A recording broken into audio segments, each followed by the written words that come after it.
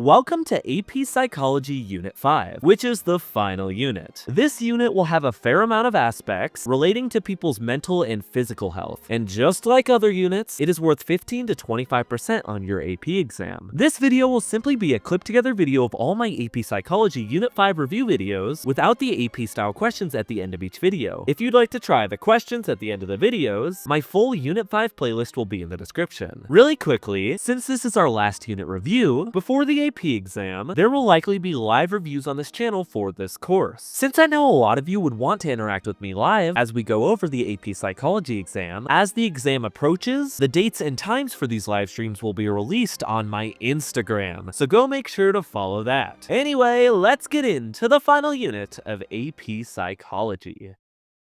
Welcome everybody to the lovely field of health psychology, where we explore how your mind, behavior, and stress affect your physical health. One of the core things we all experience in life is stress, which is your body's response to a challenge or demand. Stress can be experienced as two types. Eustress is the good type of stress, where you'll be motivated, such as excitement before a performance. Distress is the bad type of stress, where things are overwhelming, such as things like anxiety. Many things in life can trigger stress reactions. For example, traumatic stressors are big, intense events, whereas daily hassles are small, little constant annoyances. It's also important to note that ACEs, such as early life stress like abuse, neglect, and instability, can affect your health for your entire life. But now let's talk about how your body actually responds to stress. And the big thing we have here is the general adaptation syndrome, which describes 3 stages your body might react in. First, you start in the alarm phase. This is the sympathetic nervous system's fight or flight reaction, where you immediately react.